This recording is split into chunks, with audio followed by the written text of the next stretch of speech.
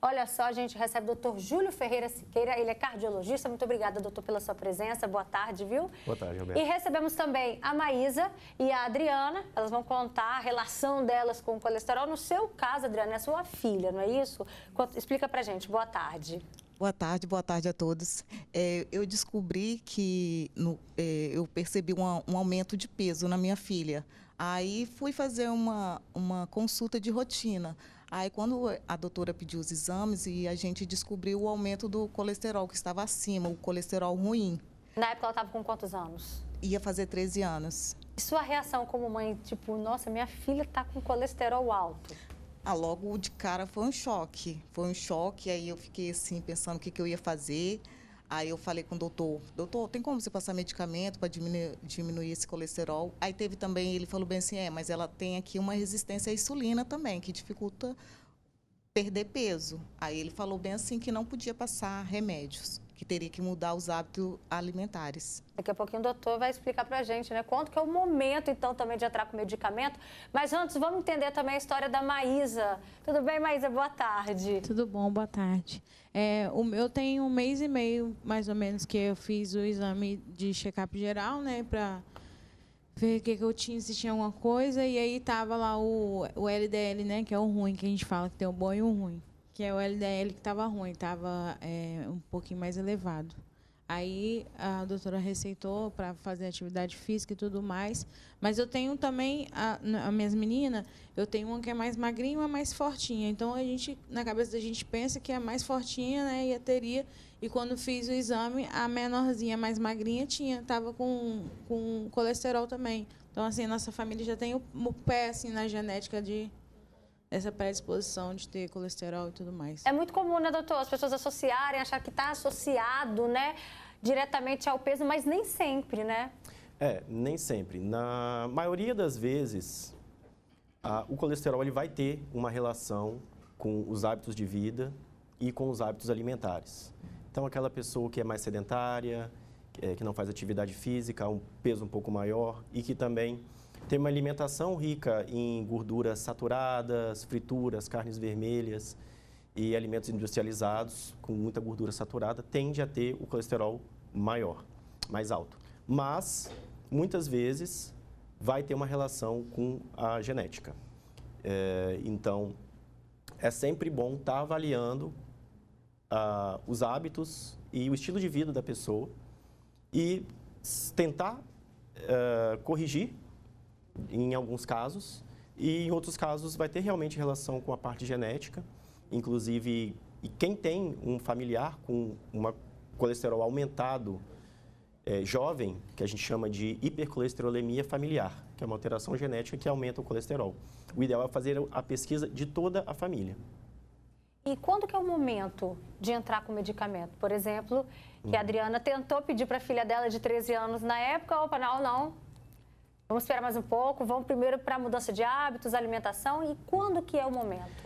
Em crianças muito jovens, geralmente não é tão indicado você iniciar medicações, a não ser que seja muito alto, porque o colesterol, né, principalmente na infância, está associado à construção de hormônios e também da bainha dos neurônios.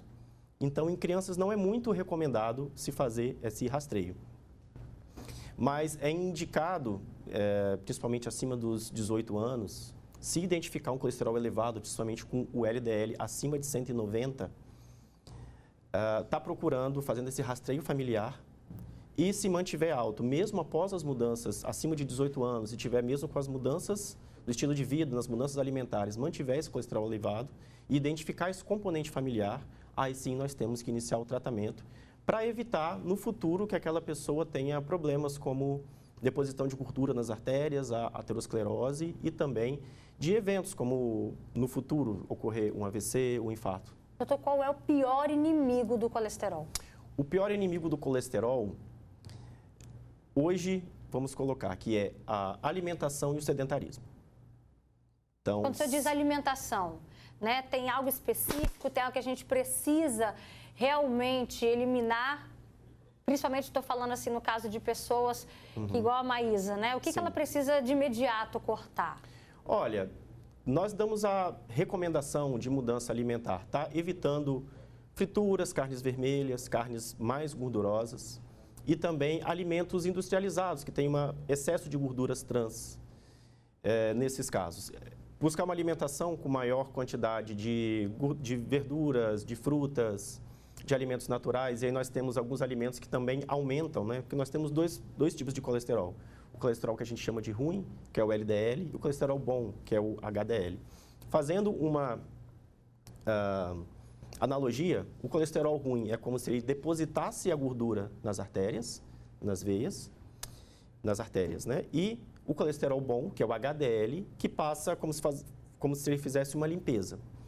Então, para reduzir esse colesterol ruim, principalmente mudança na alimentação, evitar frituras, carnes vermelhas, gorduras saturadas, e o colesterol bom, tentar aumentar ele, principalmente com atividade física, e a gente fala de alimentação com gorduras boas, que é principalmente o azeite de oliva, uma dieta mais rica em gorduras provenientes, por exemplo, principalmente de peixes, o ômega 3 é muito bom, peixes como salmão, sardinha, consumo de azeite de oliva, oleaginosas como castanhas, não em excesso, mas em pouco. E isso vai ajudar a aumentar o colesterol bom. Mas a atividade física é primordial também nesse processo. Mas já conseguiu dar o pontapé inicial? Ainda não. Tá dependendo do que, Maísa? Tô na correria, a gente fica, vai passando o dia, a gente fica empurrando com a barriga, mas tem que ir não só por causa do colesterol, né? Várias outras coisas acaba desenvolvendo na gente, só atividade física, o exercício para ajudar a mente, o corpo, tudo. No seu caso, Adriana, na verdade, da sua filha, né? Que recebeu esse diagnóstico aos 13 anos. Hoje ela está com 17 anos. E ela vem conseguindo melhorar essa taxa? Então, a gente tentou, né? Comecei a fazer marmitinha, tentei colocar a marmitinha no congelador, fazer comida e deixar lá para ela não aumentar a quantidade de consumo. A gente até fez no começo, mas aí depois a gente deu aquela recaída, porque a correria do dia a dia, que nem ela acorda muito cedo para ir para a escola, depois vem o menor aprendiz, aí depois à noite vem o cursinho, aí é só na correria. A gente vê que, de fato, o principal contratempo também é a rotina, né, doutor? Sim. Você estabelecer uma nova rotina não é tão simples assim. A Maísa trouxe o mesmo relato, a mesma dificuldade. Aí tem relatos aqui também que chegaram pra gente, participações no nosso WhatsApp. Boa tarde, há um tempo atrás eu fiz exame de colesterol, deu alto, eu estava muito acima do peso, agora eu emagreci. Será que some ou continua o colesterol? Né? O fato de perder o peso já é um termômetro, doutor? Sim, vou só fazer uma observação, porque muitas vezes essas pessoas pensam assim, ou usam o termo, eu tenho colesterol. O colesterol ele sempre vai existir, porque ele é fundamental para o nosso organismo. Ele não pode estar aumentado, porque ele estando aumentado, vai elevar o risco de você ter deposição de gordura nas artérias e com o tempo você vai tendo, formando placas, que a gente chama as famosas placas de ateroma, de gordura, que podem causar doenças como a angina, o infarto, porque reduz, e esse colesterol ele vai se depositar nas artérias do organismo e pode depositar em vários territórios. Pode se depositar no coração, causando angina, infarto, pode se depositar no cérebro, causando AVC, pode se depositar nas carótidas, nas pernas, causando dor ao caminhar. Então, você tem várias doenças que são causadas por isso, mas o colesterol sempre vai existir. Só que níveis elevados vão causar esse problema. Nós temos que identificar, além do nível apenas do colesterol, outros fatores que contribuem para que isso aconteça. Porque quando você tem essa deposição de gordura, alguns fatores podem influenciar e facilitar que isso aconteça. Como, por exemplo, o diabetes, o tabagismo, a pressão arterial elevada. Então, os níveis de colesterol não vão ser fixos. Algumas pessoas vão precisar de uns níveis mais baixos, como, por exemplo, uma pessoa que já infartou, essa pessoa vai precisar manter o colesterol bem baixinho, porque a gente já sabe que ela tende a acumular esse colesterol nas artérias. E pessoas que às vezes não têm nenhum fator de risco, não têm nenhuma doença, são pessoas mais jovens, a gente pode tolerar níveis um pouco mais elevados, como acima de entre 130 e 140.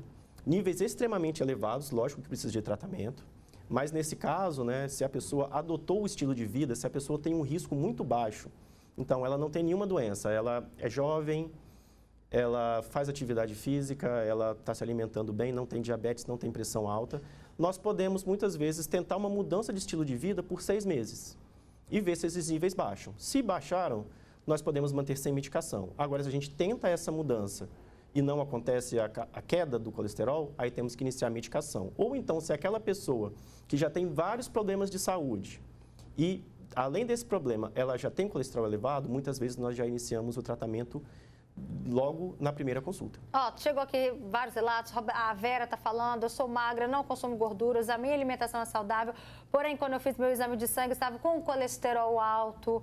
Tem gente falando, eu tenho colesterol alto, né, na família, quando eu tomo remédio, sinto dores intensas no corpo.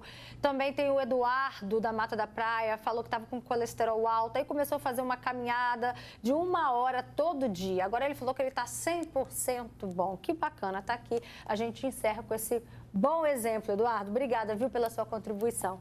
Doutor Júlio, obrigada também pela sua participação aqui com a gente. Maísa, agora, depois do programa, acho que você tem aí, ó, dar um jeitinho na agenda e voltar aqui também 100% igual o Eduardo e dar um beijo também na filhona.